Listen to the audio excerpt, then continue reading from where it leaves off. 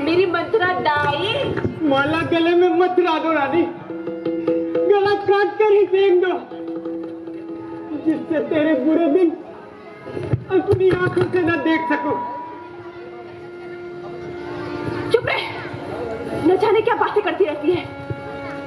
बुरे दिन आए मेरे डायरियों के। मंत्रा, ये दशा क्यों हो रही है?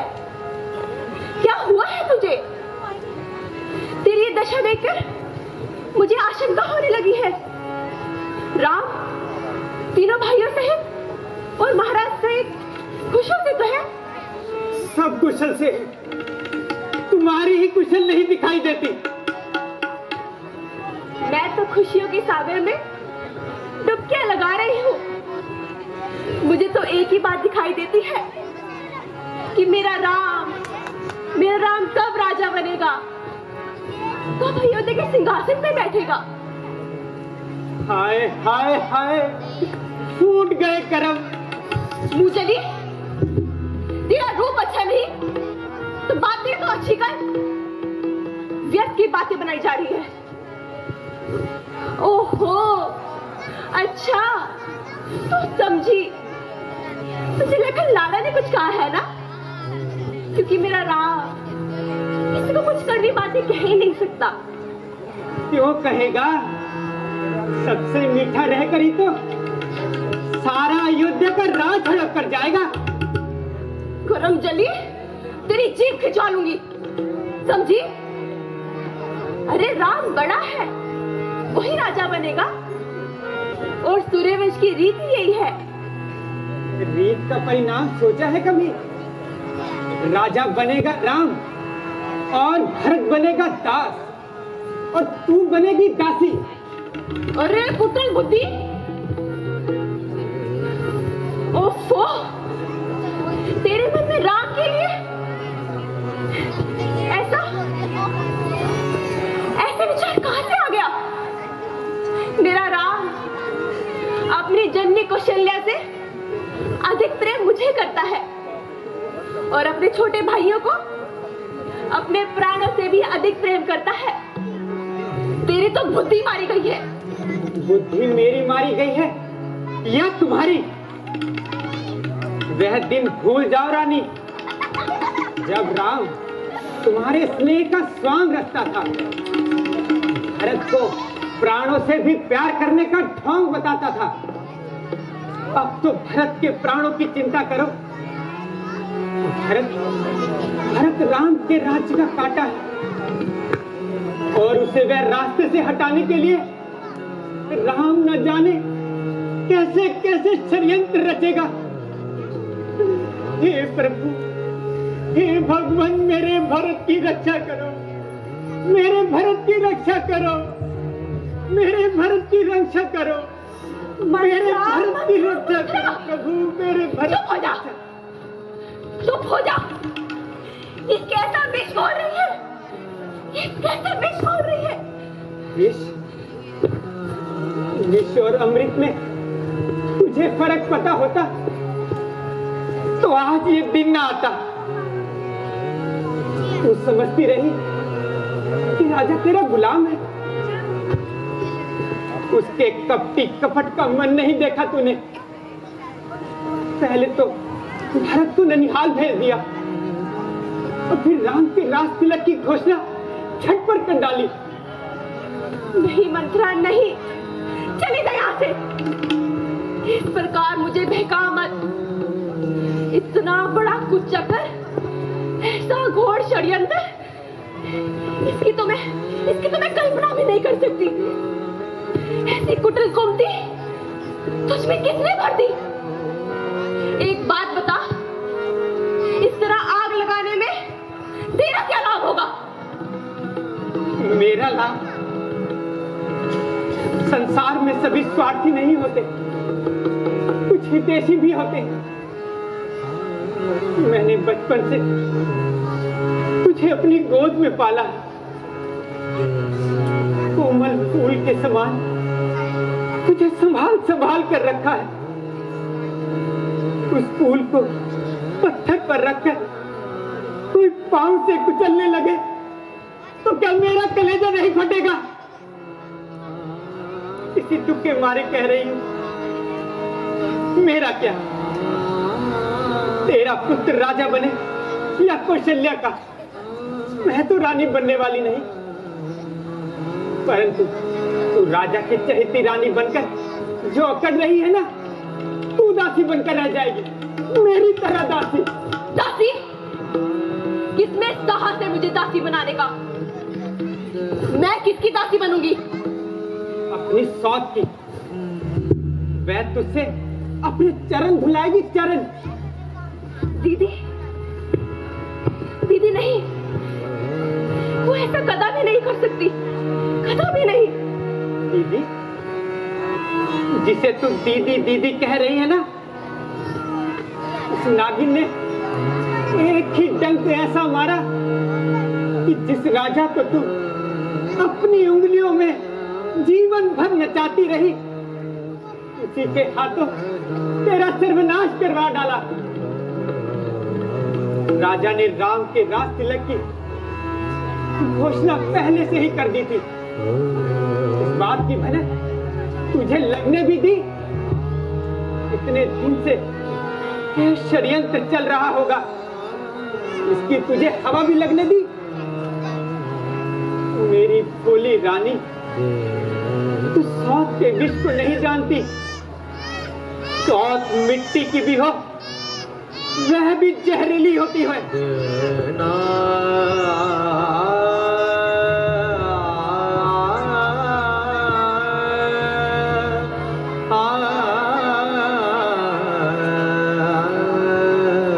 नहीं, मैं किसी की दासी नहीं बनूंगी। सौत की दासी बनने से पहले मैं विष पान करके स्वयं मर जाऊंगी। पर किसी की दासी नहीं बनेगी एक एक ही, कदापि नहीं। ऐसा क्यों सोचती है मूर्ख? जीतने की सोच, यह सोच कि सौत की जीती बाजी को कैसा पलटा जाए। राम की जगह तेरा पुत्र राजा बने। मंत्रा, अब ये झूठे सपने क्यों दिखाती है? कल भोर होते ही राम राजा बन जाएगा। कल में और आज में एक रात बाकी है। एक रात में क्या हो सकता है? प्रलय। प्रलय? प्रलय तो एक क्षण में होती है, और हमारे पास तो एक रात बाकी है। अगर तुमने ठीक पासा फेंका तो जीत हमारी है। मेरी तो बुद्धि चकरा रही है मंत्रा, मेरी कुछ समझ में नहीं आ रहा। मैं क्या करूं? इस समय तो तू ही सब कुछ है। मंत्रा, तेरे से बढ़कर इस संसार में कोई मेरा नहीं, कोई बड़ा हितैषी नहीं। तू जो रास्ता बताएगी, मैं उसी रास्ते में चलूंगी। अब रास्ता भी मैं ही बताऊं? और कौन बताएगा? तो सुन, महाराज के तुम्हारे पास 2 वरदान बाकी है। क्यों, भूल गई? अच्छा, तुमने ही तो ये कहानी सुनाई थी कि देवासुर संग्राम में जब महाराज युद्ध में इंद्र की सहायता के लिए गए थे, तो तुम भी तो साथ थी। उस युद्ध में महाराज बुरी तरह जख्मी हुए थे और वहीं मूर्छित हो गए थे।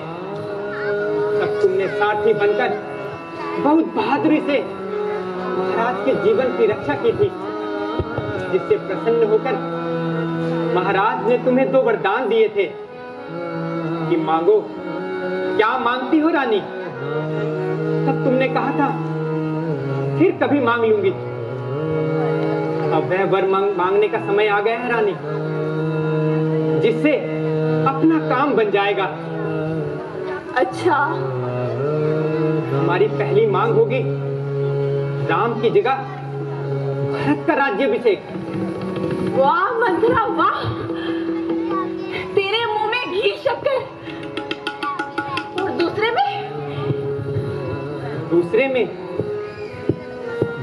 में राम को 14 वर्ष का वनवास।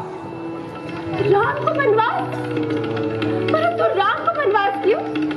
पिघल गई ना? मंत्रा रूठ ना, मैं तो ना समझू ना, मुझे समझा के कहना, अवश्य इसमें कुछ अच्छी बात होगी। यह मुंह ममता का समय नहीं, कूटनीति का समय है।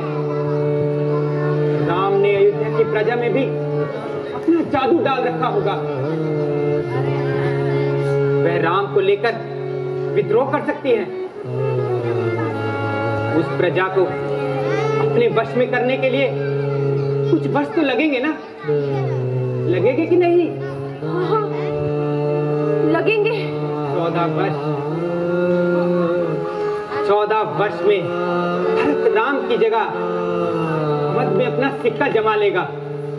बस बुला ले महाराज को इसी समय, बदल दे समय की धारा को और जीत ले बाजी।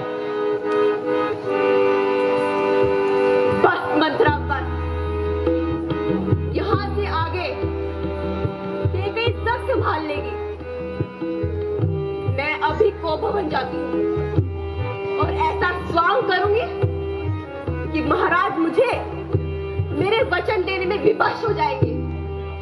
अब मेरा भरत अयोध्या का राजा बनेगा, अयोध्या का राजा बनेगा, अयोध्या का राजा बनेगा।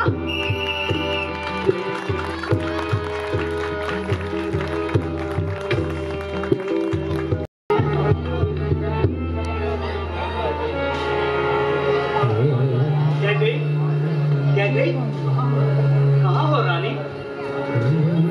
आज हम इतने प्रसन्न हैं। आज हमारे दिल का सर्वश्रेष्ठ दिन है। कहाँ हो रानी? कैकेयी, मेरी प्यारी रानी, क्या हमसे रुष्ट हो रानी? बस रहने दीजिए महाराज, क्षमा कीजिए और यहाँ से चले जाइए। रानी, तुम्हारे इस चंद्र रूपी मुख पर यह क्रोध की लालिमा शोभा नहीं देती। जानती हो रानी, हम तुमसे इतना स्नेह क्यों करते हैं? जब भी हम किसी घोर संकट में होते हैं, तुम अपनी बुद्धिमता से उस संकट का उचित हल ढूंढ लेती हो। आओ रानी, हमारे निकट तो आओ। रहने दीजिए महाराज, आज मैं आपकी ये चुपड़ी चुपड़ी बातों में नहीं आने वाली। सुनो रानी, हमारी बात तो सुनो। एक क्षण के लिए अपने क्रोध को विराम दो। महाराज, मुझे केवल इतना बताइए कि आप मुझसे कितना प्रेम करते हैं। भला ये भी कोई पूछने वाली बात हुई? सारा आर्यव्रत जानता है, अयोध्या का राजा दशरथ अपनी सभी रानियों में से अपनी कैकेयी से सबसे अधिक स्नेह करता है। और कदाचित इसीलिए हम तुमसे प्रत्येक विषय पर विचार विमर्श करते हैं, चाहे वो पारिवारिक निर्णय हो अथवा इस राज्य से संबंधित। रहने दीजिए महाराज। रानी, हमारा विश्वास करो। क्या तुम हम पर संदेह कर रही हो? यदि ये बात है कि राम के राज तिलक का निर्णय मुझसे परामर्श करे बिना क्यों लिया गया? रानी, हमने पहले ही अनुमान लगा लिया था कि तुम इसी बात को लेकर रुष्ट हो। चलो, हम अपनी भूल स्वीकार करते हैं। बस अब तो खुश हो।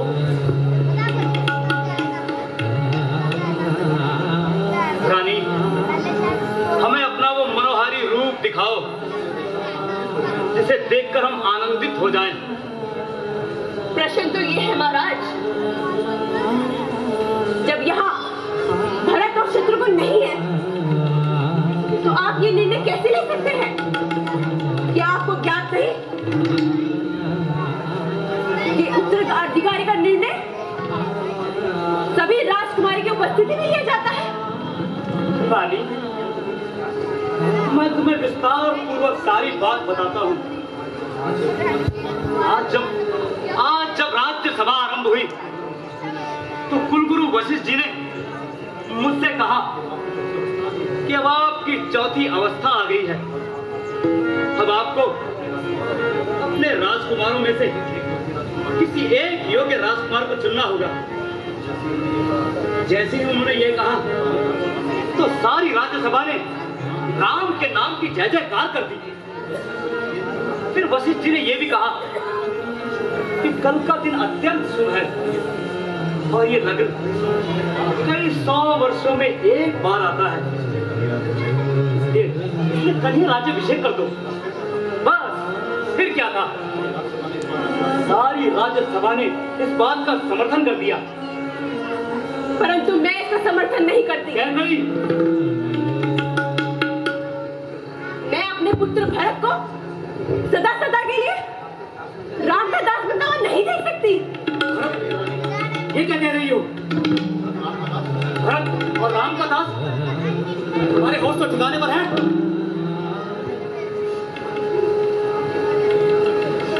राम तो भरत को अपना अभिन्न अंग मानता है। भला वो उसे अपना दास क्यों बनाएगा? महाराज, राजपद में बहुत प्रबल होता है। राजा बनने के बाद यदि राम बदल गया, नहीं सहन नहीं कर पाऊंगी। रानी, अब हम तुम्हें कैसे विश्वास दिलाएं? राम तो गंगा जल की तरह पवित्र है। अब तुम ही बताओ, मैं क्या करूं? महाराज, याद है देवर सा संग्राम, जहां आपने मुझे 2 वर देने को कहे थे? हाँ, प्रिय, मुझे भली प्रकार याद है। जब तुमने युद्ध में 2 बार हमारी जीवन रक्षा की थी तो हमने प्रसन्न होकर तुम्हें 2 वर दिए थे। हाँ महाराज, वही 2 वर। आज मुझे मेरे दोनों वर दे दीजिए। अवश्य रानी, आज हम अति प्रसन्न हैं।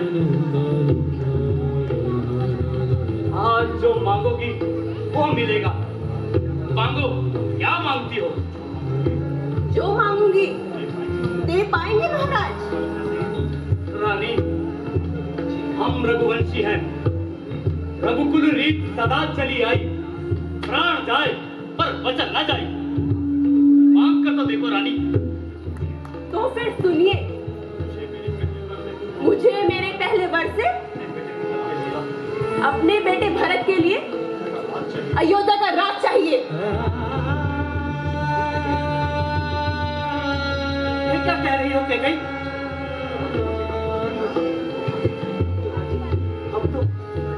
अब तो राज्याभिषेक की घोषणा भी हो चुकी है।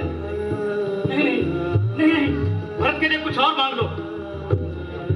राम के साथ यह न्याय न करो।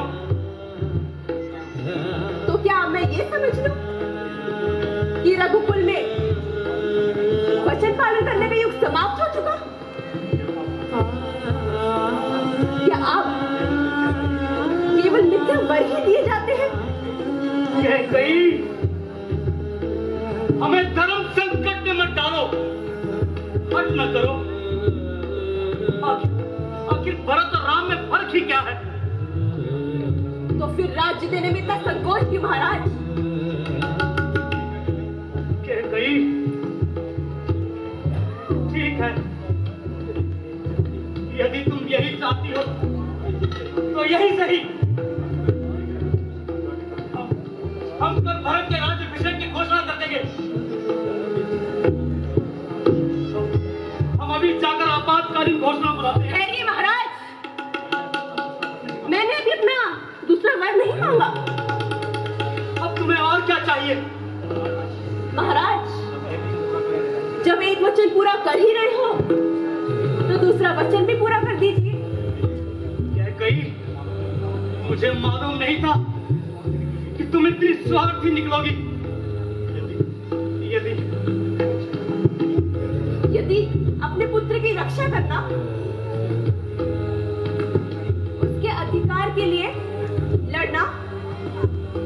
माँ का एक परम कर्तव्य है। उसके लिए कोई मुझे स्वार्थी भी कहे तो मुझे कोई खेद नहीं, परंतु मुझे संदेह है कि आप मुझे दूसरे वर दे पाएंगे कि नहीं। सब कुछ तो हम दे चुके हैं रानी, हमारे पास है ही क्या। फिर भी हम वचनबद्ध हैं। मांगो मांगो, और क्या मांगती हो? पहले आप राम की सौगंध खा के कहिए, जो मांगूंगी वो देंगे। हम राम की सौगंध खाकर कहते हैं, जो कहोगी वही करेंगे। तो सुनिए, मेरे दूसरे वर से मुझे राम के लिए 14 वर्षों के लिए वनवास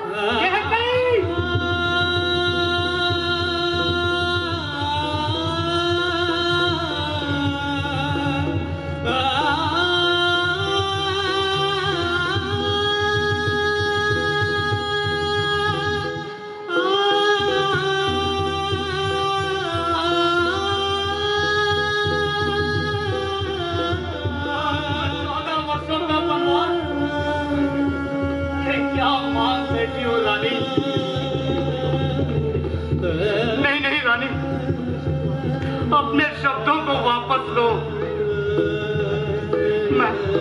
मैं ये नहीं कर सकता। मैं राम को वन नहीं बेच सकता। राम तो मेरी आत्मा है। भला शरीर से आत्मा कैसे अलग हो सकती है? रानी यदि चाहो मैं अपना शरीर काट कर तुम्हें दे सकता हूँ, पर राम को मुझसे अलग ना करो। मैं तेरे पाँव पड़ता हूँ रानी, अपने शब्दों को वापस लो। अपने शब्दों को वापस लो रानी, अपने शब्दों को। यदि भारत को निष्कंठ राज्य करना है तो राम को वन जाना ही होगा। मुझे दूसरे वर में राम वनवास के अतिरिक्त और कुछ नहीं चाहिए।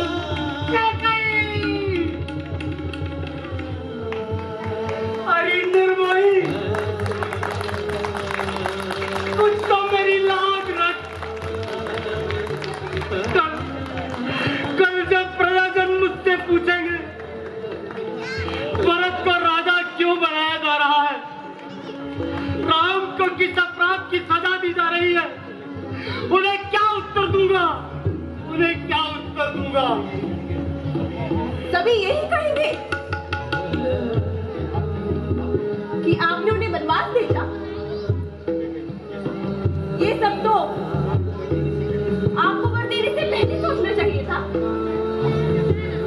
आपने क्या सोचा था कि वरदान में क्या मांगेगी? कुछ नए वस्त्र, सौंदर्य का सामान या कोई रंग महल?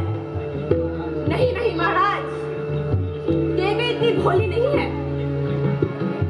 ये केवल वर तो मैंने मानो ब्रह्मास्त्र समझकर अपने पास रखे थे और आज मांगे हैं। अब मेरा भरत अयोध्या का राजा होगा और राम को वन जाना ही होगा।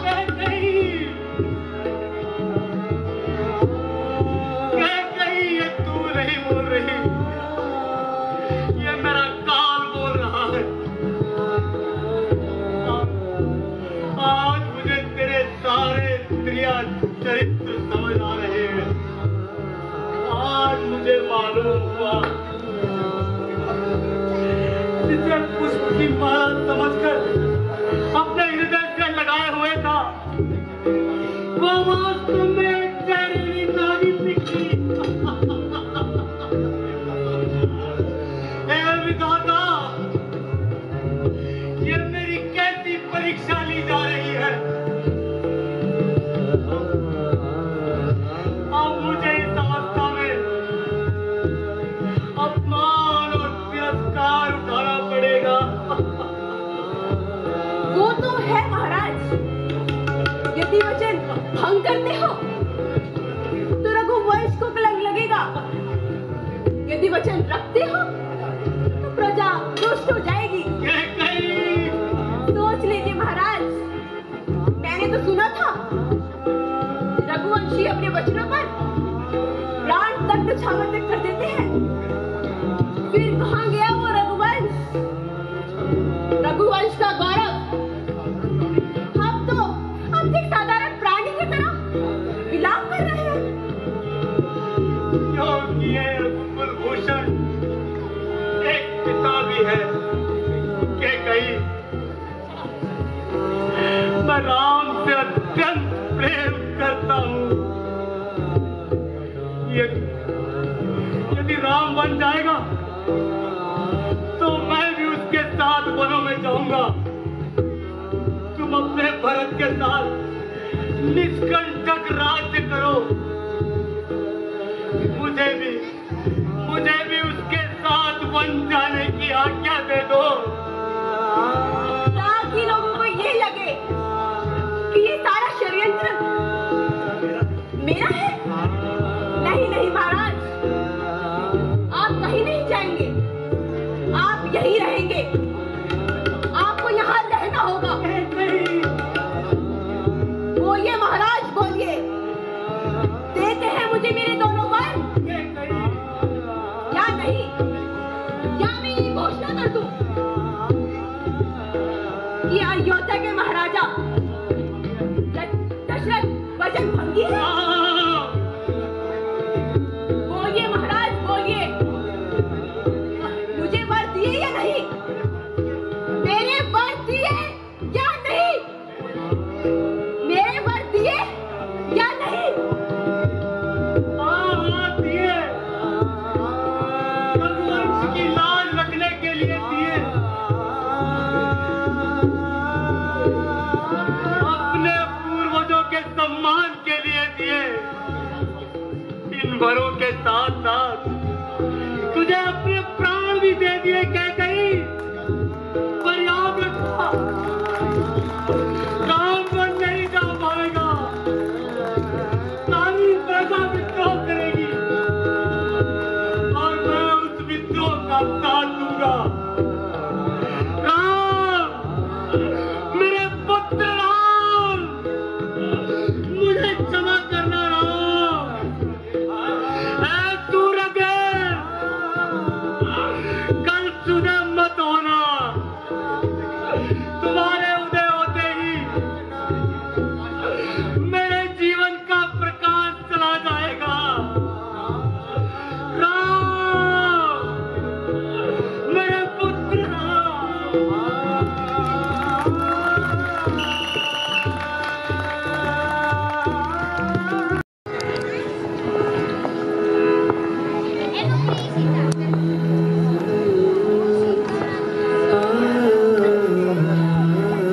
प्रणाम स्वामी। स्वामी, स्वामी। हाँ प्रिय, क्या तुमने हमसे कुछ कहा? अयोध्या के होने वाले महाराज को यह शोभा नहीं देता कि वह अपनी धर्मपत्नी के प्रणाम का उत्तर ही न दे। अभी तो आप कल महाराज बनेंगे, फिर आज से ही राजपद की चिंता क्यों? थोड़ा विश्राम कर लीजिए स्वामी। सीता, किसी भी राज्य का राजा होना अत्यंत ही कठिन कार्य होता है। सामान्य मनुष्य बनकर रहना सबसे सरल है। राजा एक ऐसा केंद्र बिंदु होता है जिसके चारों ओर उसके मंत्री, सेनापति, सभासद और दास निरंतर भ्रमण करते रहते हैं और राजा उन सबको बराबर का महत्व देता है। बस स्वामी बस, यहाँ हमारे शयन कक्ष में तो आप राज या राजनीति की बातें ना करें। कितनी कठिनाइयों से तो हमें कुछ क्षण प्राप्त होते हैं और आप उन्हें भी इन सब बातों में व्यर्थ कर देते हैं। अच्छा, यह तो बताइए कि कल राज्य अभिषेक में आप कौन से वस्त्र पहनना पसंद करेंगे? वनवासी और गेरुए वस्त्र।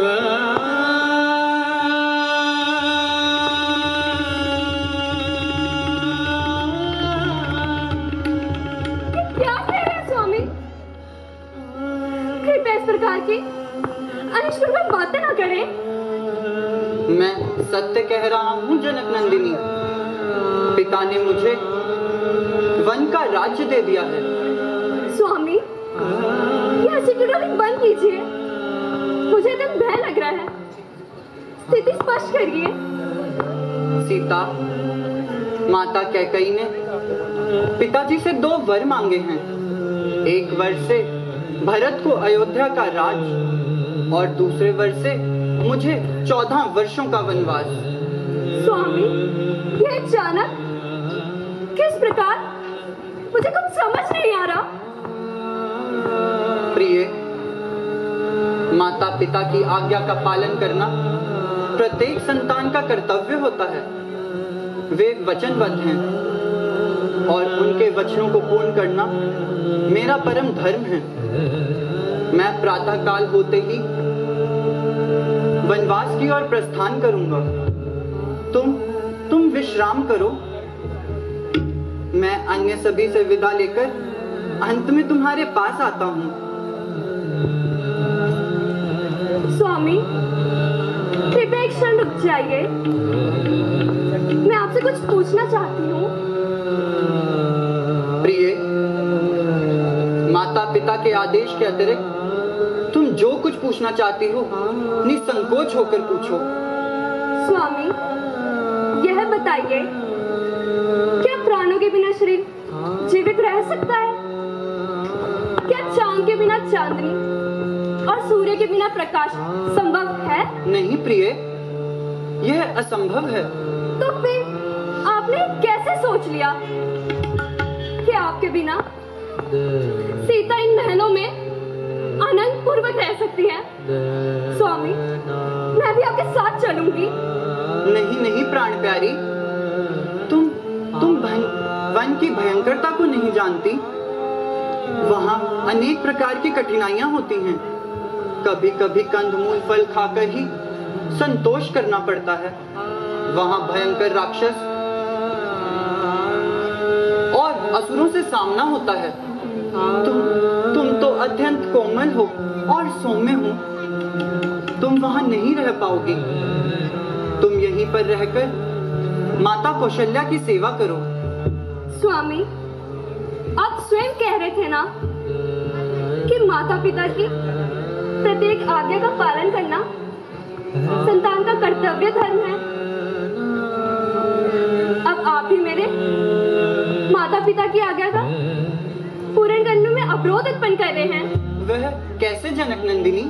याद है, पिताजी ने जनकपुर से विदा करते समय मुझसे क्या कहा था कि हे पुत्री, मैं आज से तुझे श्री राम को सौंपता हूँ। ये जहाँ रहे वही स्वर्ग समझना। ये जहाँ जाए तुम उनकी छाया बनकर उनके साथ चलना। ये जो खाएं उसे ही 56 भोग समझकर ग्रहण करना। यदि ये विपत्ति में हो तो तुम इनकी ढाल बनकर इनकी रक्षा करना। हाँ प्रिय, मुझे यह सब याद है, परंतु तुम एक बात भूल रही हो। क्या स्वामी? राजा जनक ने यह भी कहा था कि राम की प्रत्येक आज्ञा का पालन करना तुम्हारा परम कर्तव्य है। स्वामी, आपकी यह आज्ञा मैं पूरी नहीं कर पाऊंगी। मैं आपके वियोग में एक पल के लिए भी जीवित नहीं रह सकती। आपके बिना तो ये राजभवन मेरे लिए काल कोठरी के समान है और वो वन एक स्वर्ग समान है। अपनी इस दासी को इतना कठिन दंड न दीजिए। मैं आपको वन में एक प्रकार का कष्ट में बचाऊंगी। वन के खटफूल फलों को ही राजभोग मानकर मैं ग्रहण करूंगी। यदि भोजन उपलब्ध ना भी हुआ तो जल पीकर संतोष करूंगी। हे नाथ, मैं आपसे कोई अनुचित नहीं मांग रही। आप जहाँ जाओगे मैं भी वहीं जाऊंगी स्वामी। मैं भी वहीं जाऊंगी स्वामी। सीते?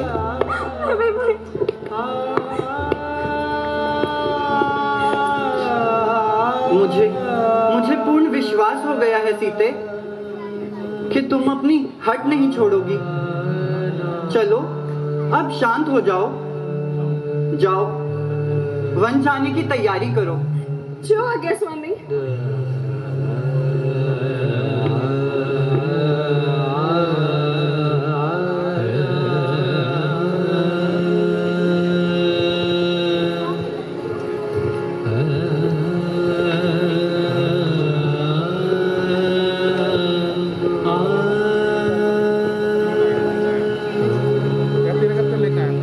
भैया भैया भैया, ये जो मैं सुन रहा हूँ क्या ये सत्य है कि कैकेयी के कहने पर महाराज ने आपसे राज्य छीन लिया? लक्ष्मण, माता कैकेयी को कैकेयी कहकर कब से पुकारना सीख लिया तुमने? आप बुलाइए उसे माता। ऐसी कुलघटनी को मैं माता नहीं पुकारूंगा और मैं अन्याय भी नहीं होने दूंगा। भैया भैया, मेरा वो धनुष केवल शोभा की वस्तु नहीं, मैं उस धनुष से महाराज की चतुर्गनी सेना का अकेले ही सामना कर सकता हूँ। लक्ष्मण, महाराज ने क्या समझा कि राम बड़ा विनयशील है, वे चुपचाप सब कुछ सहन करता रहेगा। उन्हें नहीं मालूम कि राम के नाम पर मर मिटने वाले लोग चुप नहीं रहेंगे। सारी जनता विद्रोह कर देगी और फिर जनता की भी क्या आवश्यकता है? उनका यह दास लक्ष्मण अकेला ही महाराज की सेना के लिए पर्याप्त है। और यदि मैं भरत भी आ गया तो उसे भी मैं छठी का दूध याद दिला दूंगा। बस करो लक्ष्मण, व्यर्थ की बातें ना करो। हाँ, बीच में मत पड़िए भैया। न्याय सहना क्षत्रिय धर्म के विरुद्ध है। शत्रु वार करे और क्षत्रिय उसका पलट कर उत्तर न दे, यह उसकी वीरता पर धिक्कार है भैया। यह राज सिंहासन जो प्रजा में घोषित कर आपको दिया जा चुका था, उस राज सिंहासन पर बैठने का अधिकारी कोई नहीं हो सकता, स्वयं महाराज भी नहीं। भैया, आपका ये दास लक्ष्मण यदि मर ही न गया तो उस राज सिंहासन पर माता सीता के साथ आप विराजमान होंगे। महाराजा दशरथ और उनके चहीते भरत दोनों आपके दरबार में हाथ बांधे खड़े होंगे। वाह वाह लक्ष्मण वाह, कितना सुंदर दृश्य है। पिता हाथ बांधे सामने खड़ा है और पुत्र अपनी पत्नी के साथ आसन पर बैठा उन्हें आज्ञा दे रहा है। आकाश से उतरकर देवता भी आएंगे ऐसे दृश्य को देखने के लिए कि अयोध्या में मानव सभ्यता ने कितनी उन्नति कर ली है। परंतु जब पिता ही अपने आचरण से गिर जाए, अपने धर्मात्मा जैसे पुत्र को एक स्त्री के लिए। बस करो लक्ष्मण, बस।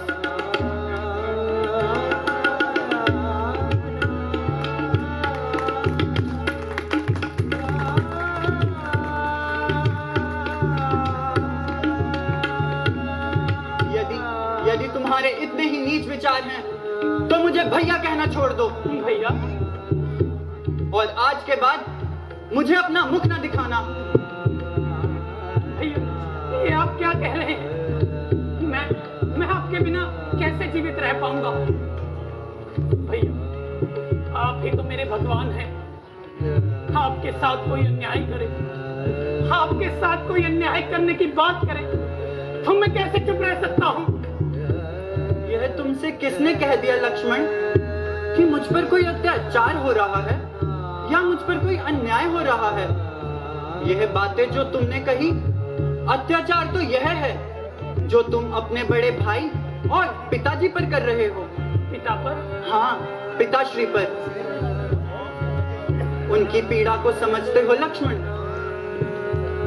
जानते हो उनकी समस्या क्या है? जानते हो उन जैसा धीर वीर पुरुष आज किस धर्म संकट में है? जो स्त्री मोह में फंसेगा उसकी यही दशा होगी भैया। उनका संकट स्त्री मोह नहीं है लक्ष्मण, उनका संकट है धर्म। धर्म? हाँ, धर्म। आज एक सत्यवादी राजा का धर्म एक पिता के धर्म से टकरा रहा है।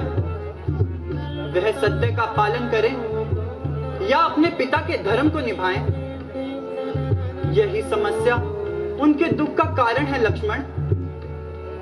एक राजा ने किसी को वचन दिया कि जो मांगो वो दूंगा, और मांगने वाले ने वो वचन मांगा है जिससे राजा को अपने सबसे प्रिय पुत्र का बलिदान करना पड़ रहा है।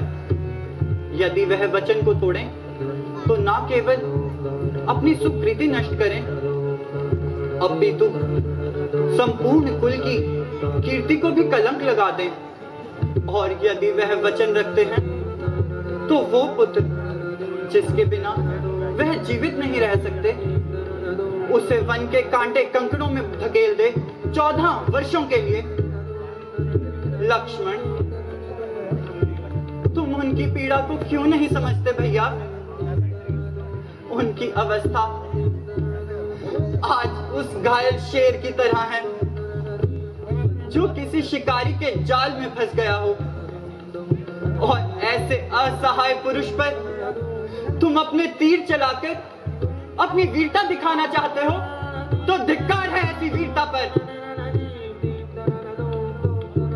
ऐसे धर्मात्मा पिता के बारे में ऐसा सोचकर भी तुमने पाप किया है लक्ष्मण, जिसका प्रायश्चित हम सबको करना चाहिए।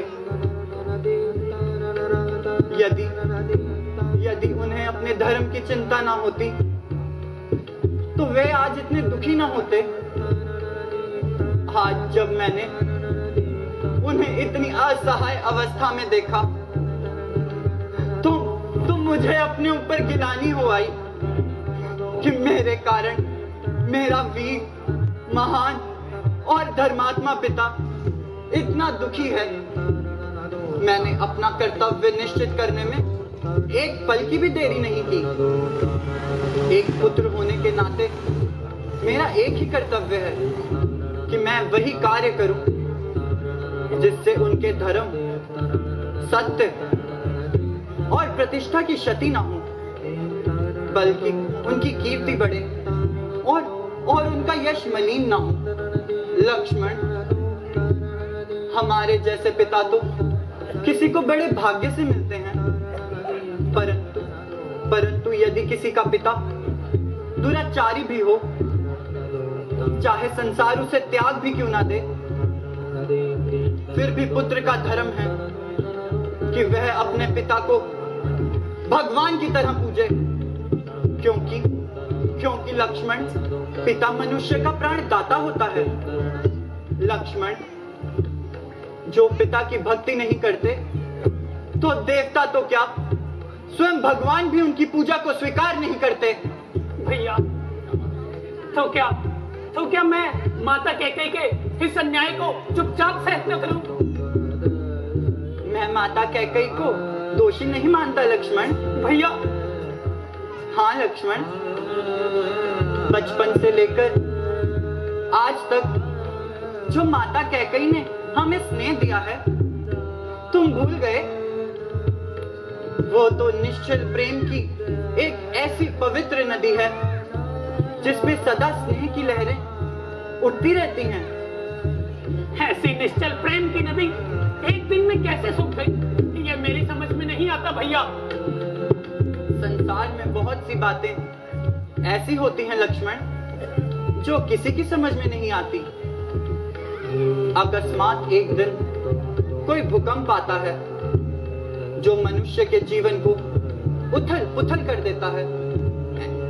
ऐसे समय में हमें किसी दूसरे को दोष नहीं देना चाहिए और अपितु उसे बैरी वश मानकर अपना प्रारब्ध समझकर स्वीकार कर लेना चाहिए। आज यह जो कुछ भी हो रहा है वह होनी करा रही है। यह विधना है लक्ष्मण, यह विधना है जिसने माता जैसी स्नेहमयी स्त्री पर ऐसी बुद्धि डाल दी। यदि यह होनी है तो मैं ऐसी होनी से भी नहीं हारना चाहता भैया। वीरों के पुरुषार्थ की परीक्षा ऐसे ही आपत्ति काल में होती है। आपत्ति काल में केवल वीरता की परीक्षा ही नहीं होती लक्ष्मण, धर्म की भी परीक्षा होती है लक्ष्मण। वीरता केवल शस्त्र उठाने को नहीं कहते हैं। कभी कभी शस्त्र ना उठाना परम वीरता की निशानी हो सकता है। अब तुम अपना धनुष महाराज भरत की सेवा में उठाना, मेरे जाने के पश्चात। आपके जाने के पश्चात इसका क्या अर्थ है भैया? यदि आप बन जाएंगे तो मुझे भी जाना होगा। नहीं नहीं लक्ष्मण, वनवास मुझे हुआ है, तुम्हें नहीं। मुझे अर्थात भैया लक्ष्मण को आपने कब से अलग समझ लिया? आपने ही तो कहा था जहां राम वहां लक्ष्मण। आप भी ने तो कहा था लक्ष्मण कि लक्ष्मण मेरी अंतरात्मा है। जो भोग राम भोगेगा वही लक्ष्मण भी भोगेगा।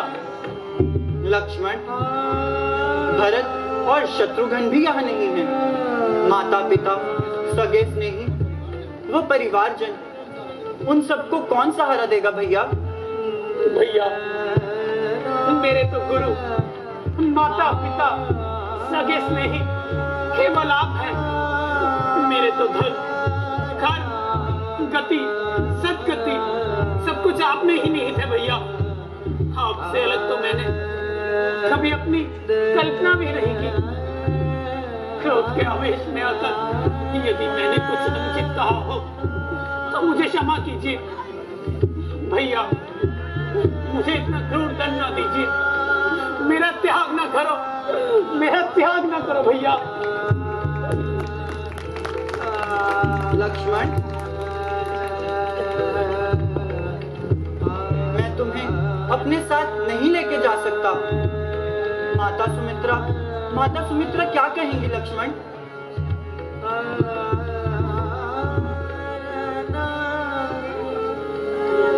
माता सुमित्रा क्या कहेगी रघुनंदन, ये आप नहीं जानते? माँ, मुझे बन जाने से मत रोकना।